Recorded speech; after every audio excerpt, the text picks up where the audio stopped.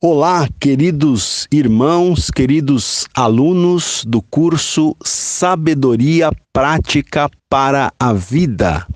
Aqui quem vos fala novamente é o pastor Ronaldo Guedes Bezerra, da Igreja Evangélica Avivamento Bíblico no Tucuruvi, em São Paulo. Muito bem, e esta é a nossa aula número 7 do nosso curso de Sabedoria Prática, e hoje nós vamos então dar sequência estudando o capítulo 6. Capítulo 6 do livro de Provérbios. Muito bem, meus queridos. Esse capítulo 6 do livro de Provérbios, hoje eu vou trabalhar aqui com os comentários do Derek Kidner, né, como eu já tenho feito, e também hoje vou usar alguns comentários de um livro chamado O Novo Comentário Bíblico, da editora Central Gospel. O Derek Kidner, ele dá o título para o capítulo 6, ele dá o seguinte título: Armadilhas para os incautos, né? Então veja, o que é um incauto? Um incauto é uma pessoa que não tem cautela, é uma pessoa descuidada, uma pessoa imprudente, uma pessoa ingênua, não é? Então, neste capítulo, queridos, nós vamos ter aqui, não é, algumas armadilhas para os incautos, armadilhas para pessoas descuidadas, para pessoas imprudentes, para pessoas ingênuas, né? Então, vamos começar. A primeira armadilha que esse texto vai trazer aqui para os incautos, para os imprudentes, é a armadilha de ficar como fiador. Isso mesmo. Olha, o livro de Provérbios fala sobre a questão, né, de ficar como fiador. Então, os primeiros 5 versículos, eles trazem uma advertência contra o servir ou o ficar de fiador. Perdão, então vamos lá. Versículo 1 diz assim, olha: Filho meu, se ficaste por fiador do teu companheiro, e se te empenhaste ao estranho, estás enredado com o que dizem os teus lábios, estás preso com as palavras da tua boca. Então, aqui a gente tem, né, aquela temática, aquela dinâmica, vamos dizer assim, melhor dizendo, do pai falando com o filho, né? E o pai está dizendo aqui: se ficaste por fiador do teu companheiro, se te empenhaste ao estranho, então estás enredado, né? Enredado quer dizer estás preso, né? Com o que dizem os teus lábios. Estás preso com as palavras da tua boca. Então, o texto mostra aqui que ser fiador é uma prisão. A pessoa fica presa se ela se dispõe, se coloca como fiador. Vamos ler aqui na Nova Tradução na Linguagem de hoje, o mesmo texto. Filho, você é fiador de alguém? Deu a sua palavra e ficou preso na promessa que fez? Não é? Então, aqui na Nova Tradução coloca-se em forma de perguntas. Mas vamos ver aqui o que os comentaristas dizem a esse respeito, né? Então, o Derek Kidner, ele diz o seguinte: aqui temos um dos conselhos bem práticos de Provérbios. Olha aí, conselho prático, né? Qual é o nome do nosso curso? Sabedoria Prática para a Vida. Então, se você não quer se envolver em problemas, não fique por fiador de ninguém. Evite ao máximo, né, ficar como fiador de alguém, tá? Aqui é um ensino prático, é um conselho prático, porque talvez, quem sabe, alguém que está me ouvindo já teve essa experiência de ficar como fiador de alguém e pode ter, né? Se não perdeu dinheiro, se não perdeu bens, no mínimo deve ter tido muita dor de cabeça, né? Muitas dores de cabeça. Então, a palavra está dizendo aqui: não fique como fiador. Aqui, diz o Derek, então ele diz: aqui temos um dos conselhos bem práticos de Provérbios, insistido com grande vigor. Você vai ver aqui que nós já vamos ler os versículos seguintes, para você perceber com que vigor, né, que a palavra de Deus aqui nos dá esse conselho, né? Então ele continua aqui, o Derek Kidner, ele continua dizendo, sua presença, né, a presença desse conselho nas Escrituras, estabelece a prudência como uma das virtudes de um homem piedoso, né? Então, o conselho aqui na Bíblia, não é que fala para nós não ficarmos como fiador, estabelece o que esse conselho? Estabelece a prudência como uma das virtudes de um homem piedoso. Então, um homem piedoso, um homem temente a Deus, deve ser um homem prudente, né? Ou uma mulher prudente, né? A pessoa piedosa, a pessoa temente a Deus, deve ser uma pessoa prudente, muito prudente nas suas ações, e essa prudência tem a ver, né, com esse conselho aqui de você não ficar como fiador, né? Veja, o texto continua dizendo o seguinte, ainda sobre esse tema, versículo 3. Agora, pois, faze isto, filho meu, e livra-te, pois caíste nas mãos do teu companheiro, né? Isso aqui é na suposição de você ser fiador de alguém. Então, diz o texto, livra-te, pois caíste nas mãos do teu companheiro. Vai, prostra-te e importuna o teu companheiro.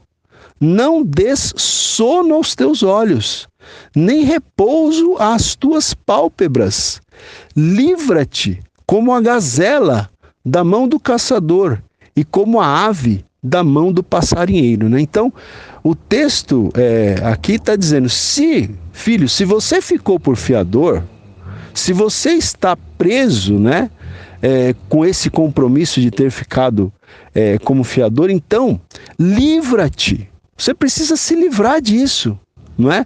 Então, o texto chega a dizer, vai, se prostre, se ajoelhe lá diante dessa pessoa de quem você ficou como fiador, importuna essa pessoa, não dê sono aos teus olhos, não dê repouso aos teus olhos, você tem que se livrar desse compromisso, não é? Assim como a gazela da mão do caçador, assim como um animalzinho, né, foge das mãos do caçador, você tem que fugir desse compromisso de ter ficado como fiador, não é? Eu vou ler aqui na nova tradução na linguagem de hoje, olha que interessante, não é? Então, como eu já li há pouco, começa fazendo perguntas, né? Diz assim, filho, você é fiador de alguém?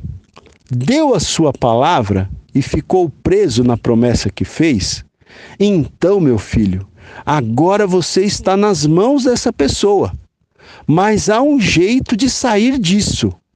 Vá logo e peça que ela livre você dessa obrigação, né? Então, o texto aqui está dizendo, vá logo e peça que essa pessoa de quem você ficou como fiador livre você dessa obrigação. Não durma nem descanse. Saia dessa armadilha, como um passarinho ou uma gazela escapa do caçador, não é? Então, o texto aqui tá trazendo para a gente essa advertência contra o servir de fiador, né? Eu estou aqui com um novo comentário bíblico, ele traz o seguinte comentário. O fato de a Bíblia aqui nos advertir o ficar de fiador, isso também não significa que nunca devamos ser generosos ou ajudar os outros caso possamos, né? Então, ou seja, o que está dizendo aqui é que nós devemos ser generosos, né? Nós devemos ajudar os outros caso nós possamos ajudar, tá? Mas o que significa é que nós não devemos prometer o que nós não podemos cumprir, Tá? Então eu vou ler novamente aqui, né? Essa questão de ficar como fiador não significa que nunca devamos ser generosos ou ajudar os outros caso possamos, mas significa que não devemos prometer o que não podemos cumprir, não é? A incapacidade de quitar uma dívida é ainda uma forma de escravidão e pode ser um problema sério. Então veja, esse novo comentário diz, né, que a incapacidade de quitar uma dívida é uma forma de escravidão. Por quê? A pessoa que fica como fiador, muitas vezes ele tem que assumir a dívida daquela pessoa, né, de quem ele ficou como fiador, porque a pessoa não pagou a dívida e aí você ficou como fiador, você tem que pagar essa dívida. Né? E se você não tiver condições de pagar essa dívida, você fica, de alguma maneira, você fica escravo, né? Por isso que o texto aqui, esse comentário diz que a incapacidade de quitar uma dívida é ainda uma forma de escravidão. Se você não tem a dívida, não é, que você terminou assumindo indiretamente como fiador, você termina ficando escravo daquela dívida. Você termina ficando escravo daquela situação. E pode ser um problema sério, né, conforme está descrito aqui. Então, gente, é isso, não é? Nós temos aqui um primeiro conselho bem prático, né? Uma primeira advertência bem prática nesse capítulo 6, que tem como título Armadilhas para os incautos, para os ingênuos, né? Então a gente tem que fugir dessas armadilhas. E a primeira armadilha que é colocada aqui é justamente a armadilha de servir como fiador, ok? Eu volto na sequência no próximo áudio. Aula 7, áudio 2. Muito bem. Qual é, então, a segunda advertência, né, ou a segunda armadilha na qual o incauto, o ingênuo, pode cair? É a armadilha da preguiça, gente. Olha só, o texto agora vai falar sobre a questão da preguiça. Então, o texto aqui diz o seguinte, olha, agora é versículo 6 até o versículo 11, né? Diz assim: vai ter com a formiga, ó preguiçoso, considera os seus caminhos e sê sábio. Não tendo ela, né, no caso a formiga, não tendo ela chefe, nem oficial, nem comandante, no estio prepara o seu pão, na cega ajunta o seu mantimento. Ó preguiçoso, até quando ficarás deitado? Quando te levantarás do teu sono? Um pouco para dormir, um pouco para tosquenejar, um pouco para encruzar os braços em repouso, assim sobrevirá a tua pobreza como um ladrão, e a tua necessidade como um homem armado. Então veja que interessante, né, gente? Esse texto aqui, ele é um texto clássico aqui em Provérbios. O livro de Provérbios, na verdade, ele vai falar várias vezes contra a preguiça, tá? Mais à frente, conforme nós formos lendo o livro de Provérbios, nós vamos encontrar outros textos que falam, né, sobre a questão da preguiça, né? Advertindo contra a preguiça. Mas esse texto aqui, do versículo 6 ao 11, do capítulo 6, ele é um texto clássico, né, aqui no livro de Provérbios, porque aqui se diz, né, ao preguiçoso, vai ter com a formiga. Vai, preguiçoso, vai observar a formiga e aprenda a sabedoria com a formiga. Porque as formigas, elas não têm um chefe, elas não têm um líder. Mas mesmo assim, né, no verão, elas preparam a comida delas para o inverno, né? As formigas no verão já preparam o seu mantimento para o inverno, não é? E aí esse texto faz uma pergunta retórica aqui: ó preguiçoso, até quando ficarás deitado? Quando te levantarás do teu sono? Então diz aqui, né, que o preguiçoso geralmente é aquela pessoa que vive deitada, vive dormindo, preguiçosa, não é? Aí diz aqui, olha, um pouco para dormir, um pouco para tosquenejar, que é aquele cochilo, né? Um pouco para cruzar os braços em repouso. Se você ficar desta maneira, assim sobrevirá a tua pobreza, né? Então, as pessoas às vezes não podem reclamar da pobreza, porque muitas vezes, né, não estou dizendo todas as vezes, mas muitas vezes a pobreza é resultado da preguiça, né? É resultado de pessoas que não querem se levantar e não querem trabalhar, não querem pagar o preço, né, de trabalhar. Então, o texto está dizendo aqui que se você fica assim, dormindo, cochilando, é assim que a tua pobreza vai vir como um ladrão, né? Ou seja, de surpresa, não é? De surpresa você vai se ver pobre, não é? E a tua necessidade vai sobrevir também como um homem armado.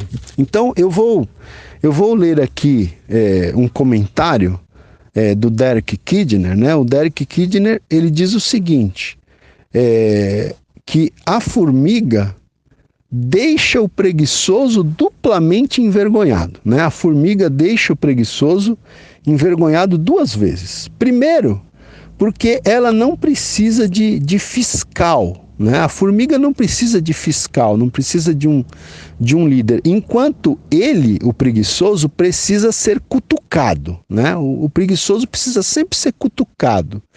É isso que ele espera, né? Resignado e defensivo. Então, o preguiçoso até espera, né, de maneira resignada e defensiva, ele espera ser cutucado, confrontado. Já a formiga, ela não precisa de fiscal.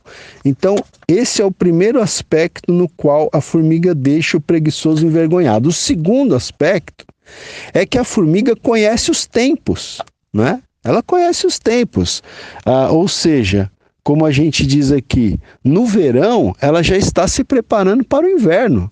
Ela sabe que o verão é tempo de guardar, é tempo de poupar, é tempo de se precaver para o inverno, não é?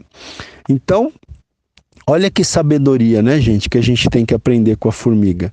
Nós vamos viver momentos na nossa vida que serão momentos de verões, por assim dizer, né? Serão momentos em que nós ganharemos mais, então nós temos que aprender a poupar, a guardar para os invernos da vida, para aqueles momentos em que nós vamos precisar de recursos, né? Onde nós não teremos muitas entradas, mas nós teremos já reservado, não é?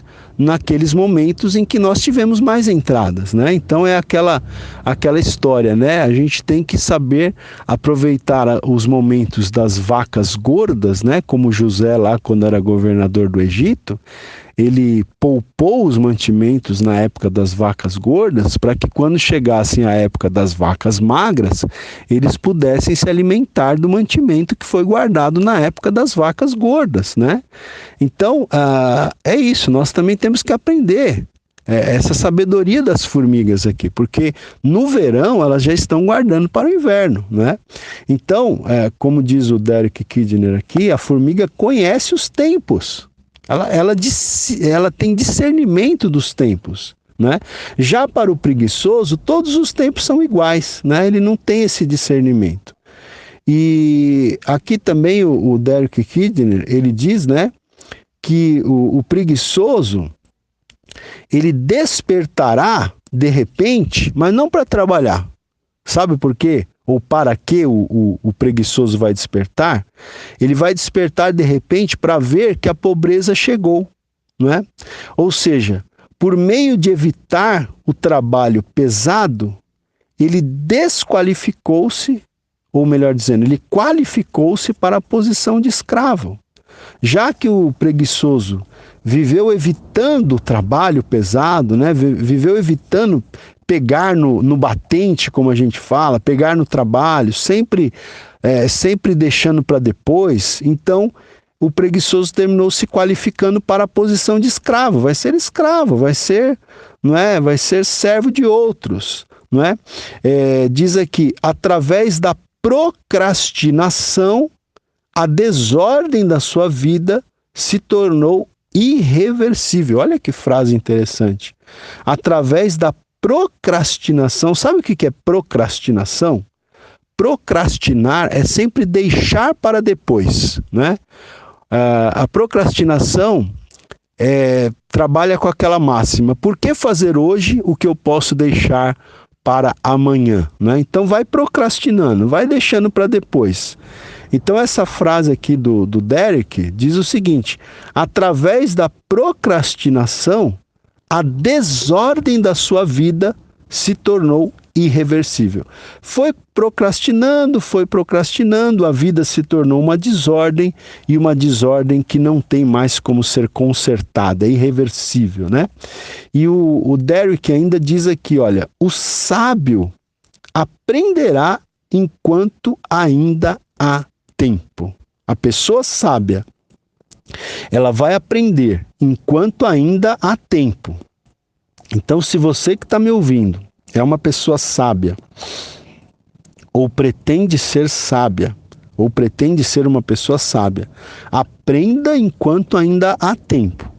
Aprenda antes que seja tarde demais, antes que a procrastinação coloque a tua vida numa desordem irreversível, né? Então, o sábio, ele sabe que o preguiçoso não é nenhum anormal. Gente, o preguiçoso não é uma pessoa anormal, é uma pessoa normal. Mas é uma pessoa que frequentemente, né? Frequentemente é um homem comum que fez desculpas demais, recusas demais e adiamentos demais, tá? Então o preguiçoso não é nenhum ET, não é uma pessoa anormal, é uma pessoa comum como todas as outras. Mas é uma pessoa que foi dando desculpas demais, recusas demais e adiamentos demais. Então, muito cuidado com excesso de desculpas, com excesso de recusas, com excesso de adiamentos, não é? Vamos nos levantar, vamos trabalhar, vamos produzir, não é? Não vamos ficar nos encostando nos outros, né? Eu tenho uma tese que eu digo que a gente não deve ficar, né, na medida do possível, nem se encostando no governo, sabe? Tem muita gente que fica se encostando no governo, em programas sociais. Gente, vamos crescer, vamos ser independentes, né? Vamos levantar, vamos trabalhar, vamos produzir. Não vamos viver encostado, não vamos viver, né, dormindo, cochilando, tosquenejando, deitados. Vamos produzir, né? O trabalho é uma coisa que realmente dignifica as pessoas, ok? Então, tá aqui, é um conselho da palavra de Deus, é um conselho prático, é sabedoria prática para a vida, né? Eu vou ler aqui, só para a gente passar para o próximo assunto, eu vou ler esses versículos aqui na linguagem de hoje. Então diz assim, olha: preguiçoso, aprenda uma lição com as formigas. Elas não têm líder, nem chefe, nem governador, mas guardam comida no verão, preparando-se para o inverno. Preguiçoso, até quando você vai ficar deitado? Quando vai se levantar? Então o preguiçoso diz: eu vou dormir somente um pouquinho, vou cruzar os braços e descansar mais um pouco. Mas enquanto ele dorme, a pobreza o atacará como um ladrão armado, né? Então tá aí. Muito bem, meus queridos, vamos seguir aqui. Na sequência, então, como a gente está dizendo aqui, hoje nós temos as armadilhas para os ingênuos. A primeira armadilha, ficar confiador. A segunda armadilha é a preguiça, né? A terceira armadilha, gente, é a pessoa se tornar um desordeiro, tá? Um desordeiro. É essa palavra que o Derek Kidner usa aqui. Então, vamos ler aqui dos versículos 12 ao versículo 15. Diz assim: o homem de Belial. O que é o homem de Belial, gente? Belial sempre implica aquilo que é maligno, tá? Então, Belial sempre tem a ver com aquilo que é maligno. Então, o homem de Belial aqui é um homem maligno, né? Com intenções malignas. Então, o texto diz: o homem de Belial, o homem vil, é o que anda com a perversidade na boca, acena com os olhos, arranha com os pés e faz sinais com os dedos. No seu coração há perversidade, né? Ou seja, no seu coração existe perversidade. Todo o tempo maquina o mal, anda semeando contendas, pelo que a sua destruição virá repentinamente, subitamente será quebrantado, sem que haja cura, né? Então veja, o texto aqui, ele está falando, né, sobre o desordeiro, né? O desordeiro, o homem vil, o homem maligno, né? Aquela pessoa que é uma pessoa de boca perversa, né? Até aqui diz que essa pessoa, a boca dela é perversa. Essa pessoa acena com os olhos, sabe? Fazendo aquele aceno para outras pessoas, combinando, até por um olhar, combinando maldade, né? Faz sinais com os dedos, né? Como que assim, de uma maneira disfarçada, né? Mas fazendo sinais com os olhos, com os dedos, para prejudicar outras pessoas. Por quê? Porque, como diz o versículo 14, o coração dessa pessoa está cheio de perversidade. Essa pessoa, ela fica maquinando, planejando o mal o tempo inteiro. Essa pessoa, ela anda semeando contendas, anda plantando contendas entre as pessoas, né? E o texto diz, por agir assim, né, essa pessoa, né, por agir assim, a destruição dessa pessoa virá repentinamente, né? Essa pessoa vai ser quebrantada subitamente, sem que haja cura, sem que tenha como ela se levantar novamente, né? O Derek Kidner, ele comenta o seguinte aqui, olha, o quadro que se apresenta aqui é muito vívido, né? Ele é relatado de uma maneira muito viva. Então veja só, esse desordeiro, né? Com uma sugestão aqui, uma piscada de olhos ali e um gesto acolá, o desordeiro pode semear a discórdia à vontade. Veja só, com uma sugestão aqui, uma piscada de olhos ali, um gesto acolá, o desordeiro pode semear a discórdia à vontade, até que chegue o momento que Deus preparou para ele, né? Então, o desordeiro, ele pode semear a discórdia à vontade, até que Deus vai pôr um limite nisso, até que chegue o momento que Deus preparou para ele, né? Eu vou ler aqui esses versículos na Nova Tradução na Linguagem de hoje. Diz assim, olha: os homens maus e sem valor vivem dizendo mentiras, piscam e fazem gestos para enganar os outros. As suas mentes perversas estão sempre planejando mal, e eles espalham confusão por toda parte. Por isso, a desgraça cairá de repente sobre eles, e não poderão escapar, né? Então, aqui nós temos uma armadilha para os ingênuos, né? Se tornarem pessoas de Belial, pessoas más, pessoas malignas, pessoas vis, né? O Novo Comentário Bíblico comenta esses versículos fazendo até uma comparação com o preguiçoso. Olha que interessante, né? O Novo Comentário Bíblico faz uma comparação desse homem desordeiro com o preguiçoso.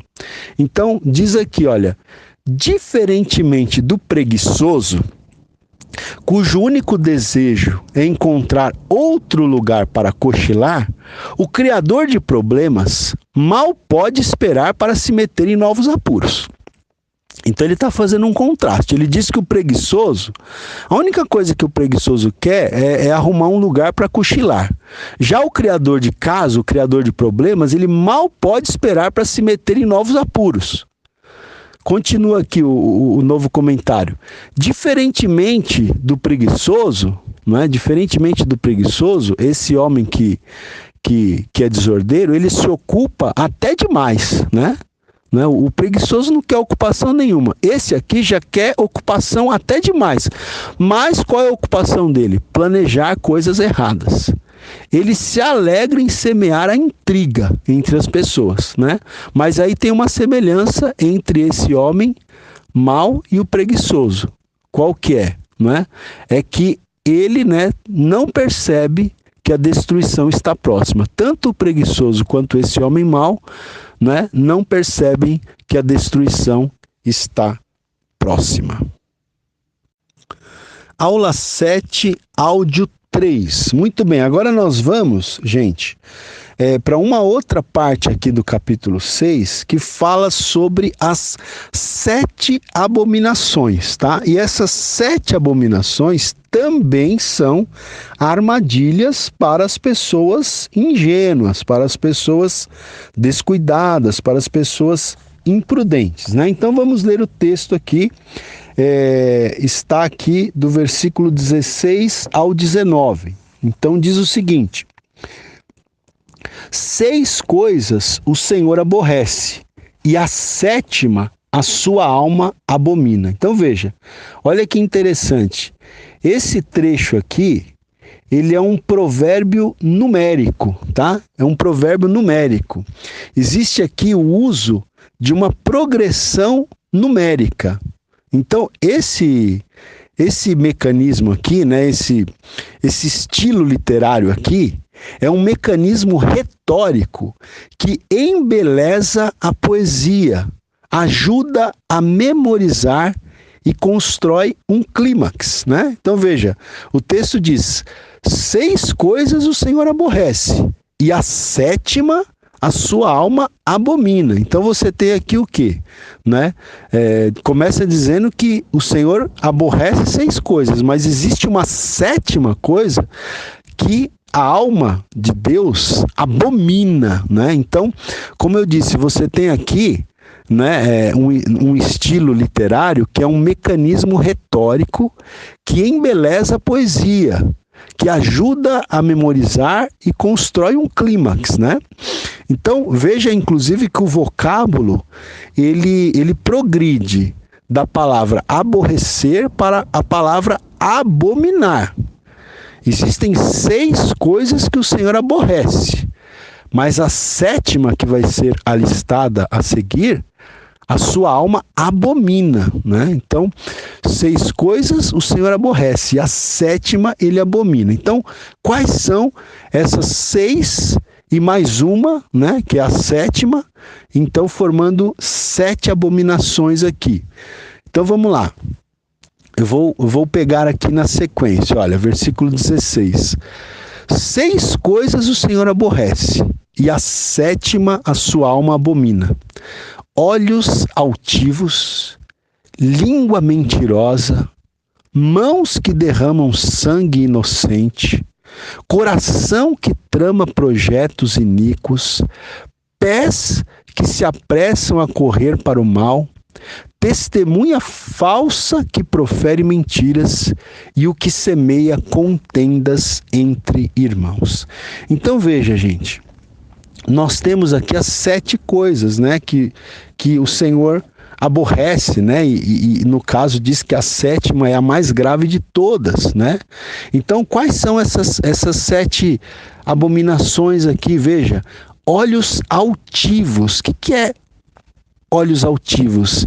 São olhos orgulhosos. Gente, se tem uma coisa que Deus aborrece, é o orgulho, é a altivez, é a soberba, é a arrogância. Isso daí é uma coisa que a Bíblia, né, sempre diz que Deus abomina, Deus aborrece, Deus se aborrece desse tipo de comportamento.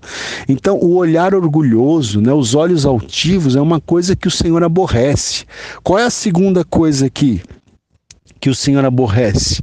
A língua mentirosa, né? Língua mentirosa é uma coisa que o Senhor aborrece. Outra coisa, mãos que derramam sangue inocente, não é? Deus abomina, não é? Aborrece mãos, pessoas, enfim, que derramam sangue inocente, não é? Gente, quantas pessoas, né, infelizmente, estão se envolvendo nisso, pessoas que entram para o crime, né? E olha, pasmem, né? Até tem aqueles criminosos também, como são chamados, do colarinho branco, né? Políticos poderosos que às vezes, não é, afastam dos seus caminhos por meios ilícitos, às vezes até por crimes, aqueles que estão atrapalhando as suas atividades criminosas, né? Então, gente, mãos que derramam sangue inocente é algo que Deus aborrece, né? Também o que mais? Outra coisa que Deus aborrece, coração que trama projetos iníquos, né? Então, uma pessoa, um coração que fica tramando projetos iníquos, né? Ou seja, uma mente que fica fazendo planos perversos. Isso é algo que Deus também aborrece. Outra coisa que Deus aborrece, não é? Pés que se apressam a correr para o mal. Pés que têm pressa para fazer o mal. Pés que se apressam para fazer o mal para as pessoas. Isso é algo também que Deus aborrece. Outra coisa, a sexta abominação aqui é a testemunha falsa que profere mentiras, né? Mais uma vez, né? Lá adiante já se falou da língua mentirosa. Aqui se fala da testemunha falsa que profere mentiras. Talvez uma alusão, né, a uma testemunha que está num tribunal e que está ali mentindo para aliviar a barra de um criminoso, de uma pessoa que deveria ser condenada. Então a testemunha falsa que profere mentiras também é uma coisa que causa aborrecimento a Deus. E a sétima coisa, a sétima que o Senhor abomina, né? Que é, né, como diz aqui o Novo Comentário Bíblico, o último item é o mais importante. Assim, o leitor saberá que o que semeia contenda entre irmãos é o que mais desagrada a Deus, porque o sétimo item aqui é o que semeia contenda entre irmãos. Então, 6 coisas o Senhor aborrece, e a sétima a sua alma abomina. Qual é a sétima coisa que a alma do Senhor abomina? É aquele que semeia contendas entre irmãos, né? Na Nova Tradução diz a pessoa que provoca brigas entre amigos. Então, gente, semear contendas entre irmãos, né? A fofoca, as intrigas, né? Enfim, ficar incitando brigas entre irmãos, entre pessoas, entre familiares, né? Isso é algo que a Bíblia diz aqui que Deus abomina, tá? Então, vamos tomar muito cuidado para a gente não cair, né, nessas armadilhas, né? Que existem para os ingênuos, para os imprudentes, para os descuidados. Não vamos nós sermos pessoas descuidadas, imprudentes e ingênuas. Não vamos cair nessas armadilhas, né? E aí, gente, a última armadilha, né? A última armadilha que esse capítulo 6 vai trazer para a gente é uma armadilha, que a gente já comentou um pouco na aula passada e a gente vai comentar na próxima aula, porque está aqui no texto, está na sequência, né? A gente tem que seguir a sequência, é a questão do adultério, né? Veja como o livro de Provérbios ele se preocupa em enfatizar essa questão, se preocupa, né, em exortar contra o perigo do adultério, não é? Porque é uma grande armadilha que, se as pessoas não tomarem cuidado, podem cair nessa armadilha e aí é tarde demais, né? Aí não tem como voltar no tempo e corrigir, aí as consequências virão. Então veja, eu vou ler aqui, antes de falar do adultério propriamente dito, né? O texto faz uma espécie de uma introdução bem interessante, aqui a partir do versículo 20, e diz o seguinte, olha: Filho meu, guarda o mandamento de teu pai, e não deixes a instrução de tua mãe. Ata-os perpetuamente ao teu coração, pendura-os ao pescoço, né? Então, veja, é aquela dinâmica, né, do pai falando com o filho. Então, o pai está dizendo: filho meu, guarda o mandamento do teu pai, guarda no teu coração o mandamento do teu pai. Presta atenção no que o teu pai está dizendo para você. Não deixes a instrução da tua mãe. Você precisa atar, né? Você precisa amarrar esses mandamentos do seu pai, essas instruções da sua mãe, você precisa amarrar perpetuamente ao teu coração.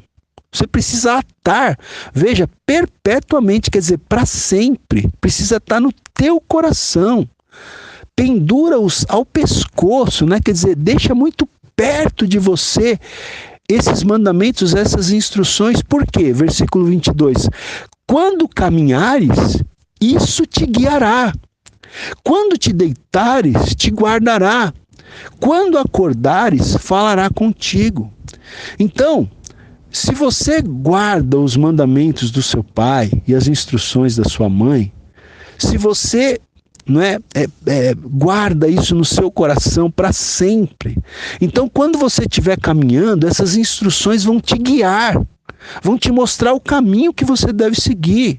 Quando você se deitar, essas instruções vão te guardar. Quando você acordar, essas instruções vão falar contigo. E aqui, gente, é a própria palavra de Deus que a gente tem que guardar, né? Porque essas orientações aqui são as orientações da palavra de Deus para nós, né? Que somos filhos de Deus. Então continua aqui o versículo 23 dizendo assim, olha, porque o mandamento é lâmpada e a instrução luz.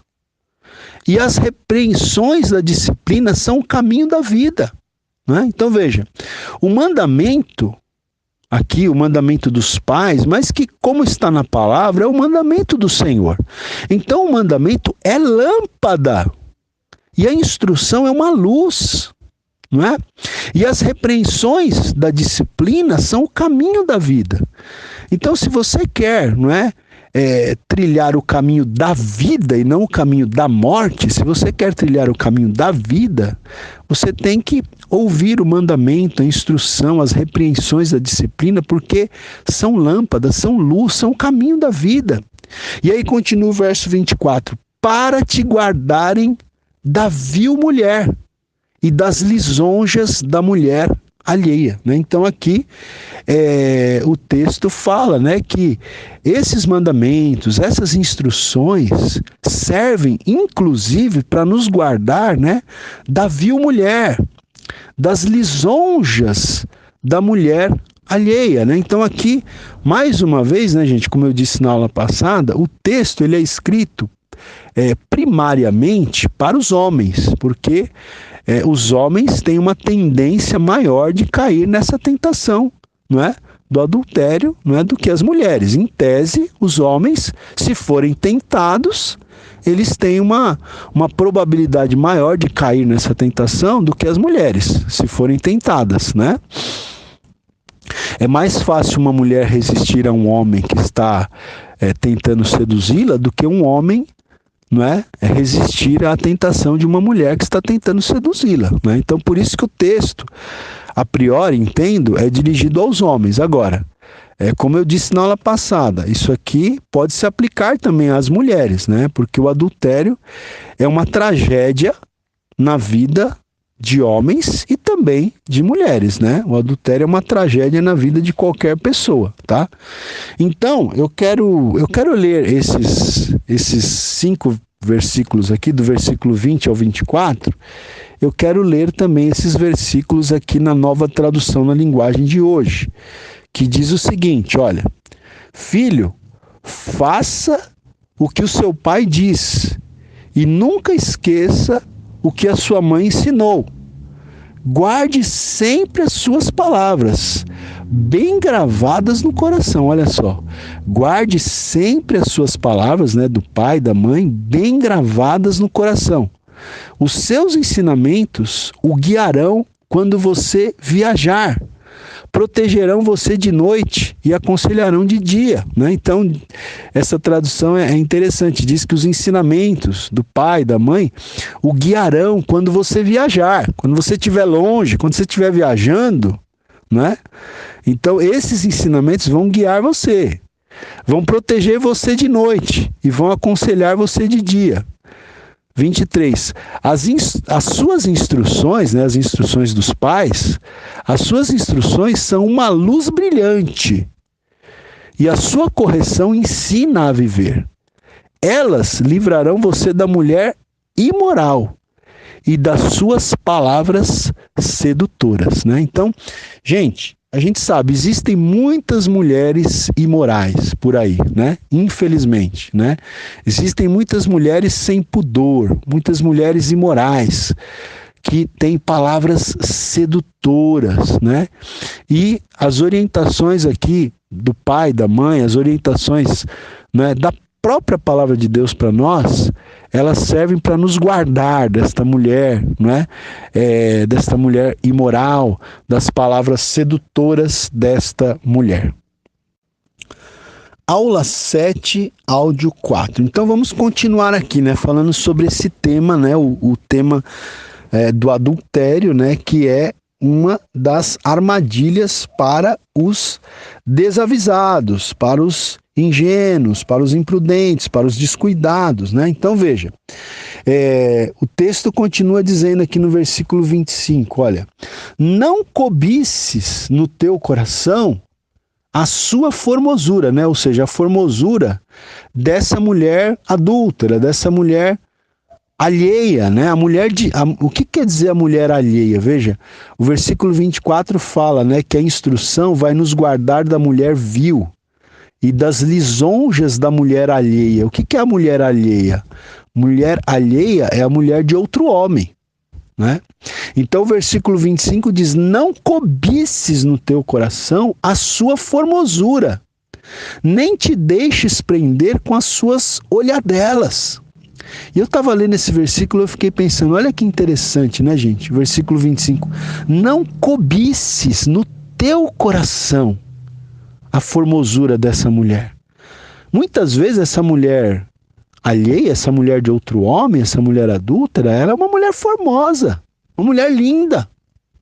Mas a Bíblia está dizendo, não cobices no teu coração a formosura dessa mulher. Veja, a questão da cobiça no coração, né, gente? Tudo começa no coração.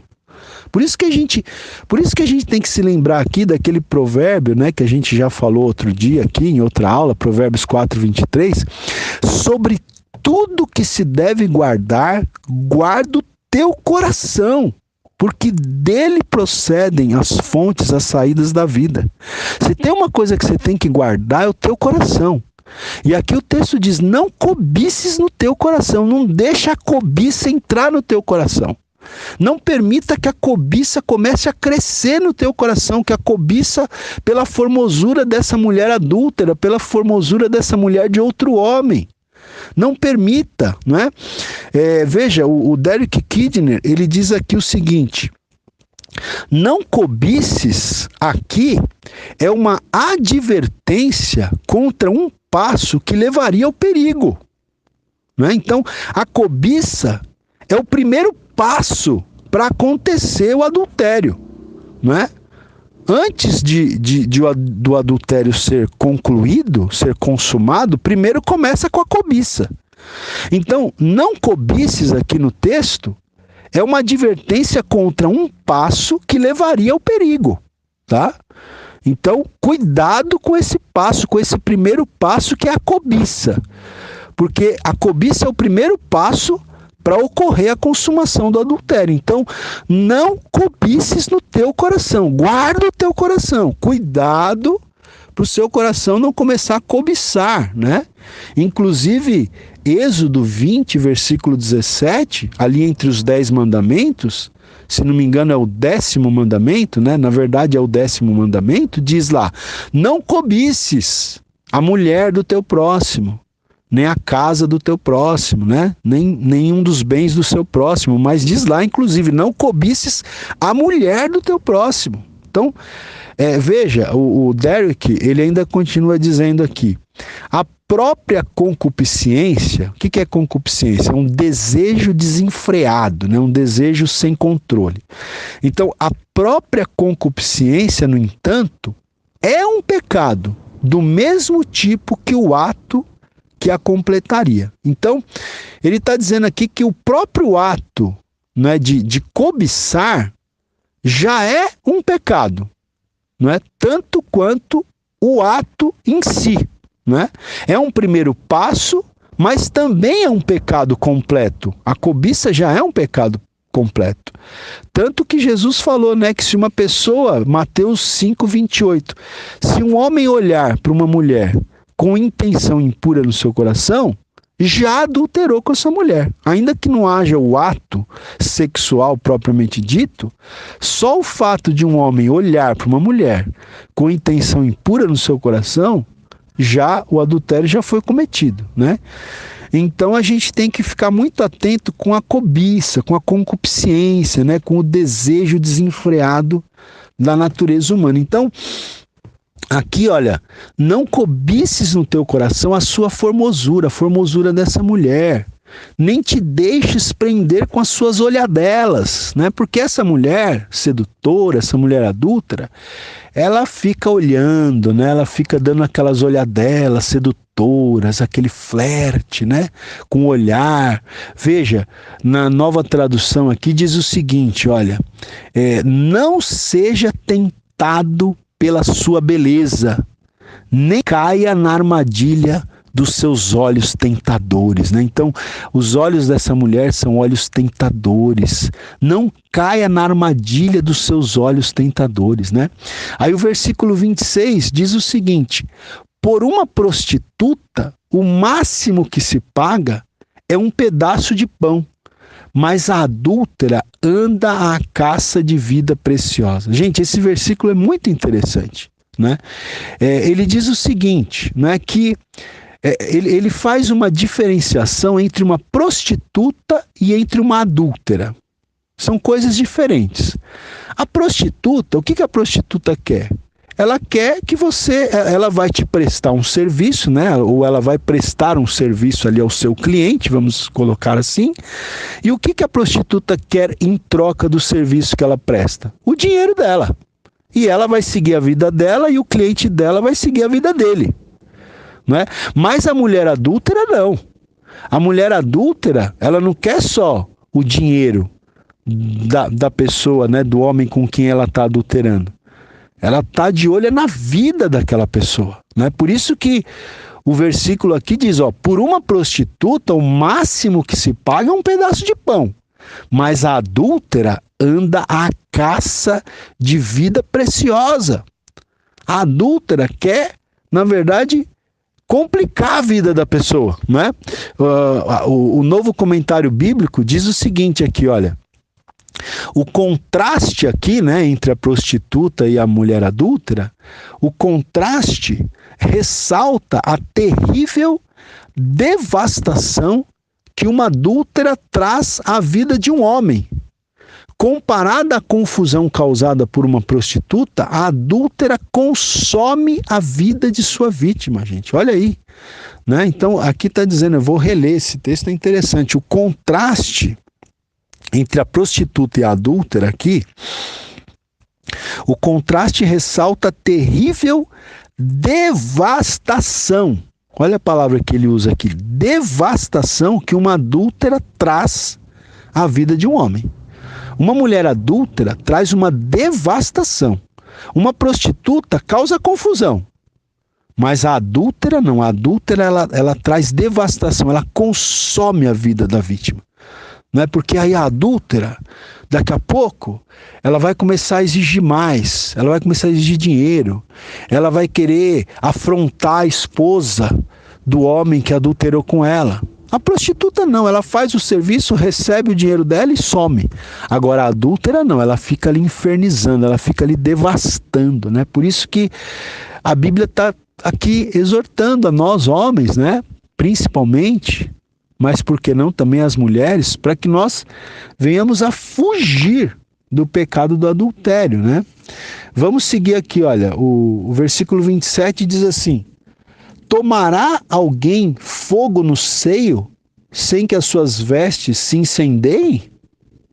Ou andará alguém sobre brasas, sem que se queimem os seus pés? Então veja, não tem como alguém tomar fogo no seu seio, sem que as suas vestes se incendeiem, se queimem. Não tem como alguém andar sobre brasas, sem queimar os pés. Então, não podemos brincar com essas coisas. Não podemos brincar, não podemos flertar com o perigo, não é? Por isso que a gente tem que ficar longe de mulheres, né? Homens devem ficar longe de mulheres sedutoras, perigosas, não é? Mulheres também, se tem uma tentação, uma fraqueza por algum homem sedutor, devem ficar distante, não é? Porque não tem como você pegar brasas sem se queimar. Não tem como você andar sobre brasas sem queimar os pés, não é? Versículo 29. Assim será com o que se chegar à mulher do seu próximo. Não ficará sem castigo todo aquele que a tocar, né? Assim como o que anda sobre brasas queima os pés, então também não ficará sem castigo todo aquele que tocar a mulher do seu próximo. Veja, porque essa mulher, ela tem um marido, né? O adultério aqui caracteriza uma atividade sexual com uma mulher que é casada, né? Ou com um homem que é casado. Então, assim será com o que se chegar à mulher do seu próximo. Não ficará sem castigo todo aquele que a tocar. Olha o versículo 30. O versículo 30 diz assim: não é certo que se despreza o ladrão quando furta para saciar-se tendo fome? Pois este, quando encontrado, pagará 7 vezes tanto. Entregará todos os bens de sua casa. O que adultera com uma mulher está fora de si. Só mesmo quem quer arruinar-se é que pratica tal coisa. Então veja, aqui o texto bíblico, ele faz um contraste entre um ladrão e um adúltero, né? Entre um ladrão e um adúltero. Então, a comparação aqui é a seguinte: olha, o ladrão, mesmo quando se tem dó dele, ele tem que pagar uma indenização, né? O texto diz aqui, ele diz: não é certo que se despreze o ladrão quando furta para saciar-se tendo fome. Então, quando você sabe que um ladrão roubou para matar a fome, em tese, a gente até releva, né? Mas o texto está dizendo que mesmo o ladrão, quando se tem dó dele, mesmo quando ele rouba para matar a fome, ele vai ter que pagar uma indenização, tá? Diz aqui o texto, né? Pagará 7 vezes tanto, né? Quando ele for encontrado. Agora, o adúltero, no entanto, né? Ele se desgraçou para sempre. O ladrão, ele vai ter que pagar uma indenização, ele vai ter que pagar a sua dívida com a sociedade, talvez ele vai ficar preso por um tempo. Agora, o adúltero se desgraçou para sempre, né? E o adúltero, ele fez um inimigo implacável. Qual é o inimigo implacável do adúltero? O marido da mulher com quem ele adulterou. E o adúltero, ele se desgraçou para sempre, por quê? Porque ele se arruina espiritualmente também, né? Por isso que o texto diz aqui: o que adultera com uma mulher está fora de si. Só mesmo quem quer arruinar-se é que pratica tal coisa, não é? Eu vou pegar aqui a Nova Tradução, versículo 32. No entanto, o homem que comete adultério não tem juízo. Ele está se destruindo a si mesmo. Versículo 33.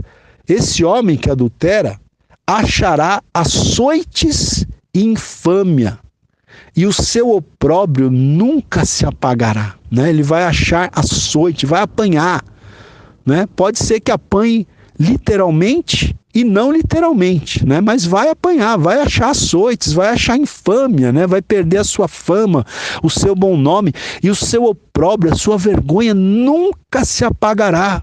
Versículo 34, porque o ciúme excita o furor do marido e não terá compaixão no dia da vingança, né? Então, o ciúme, ele excita, ele faz crescer o furor do marido traído, E esse marido traído não terá compaixão no dia da vingança. Versículo 35.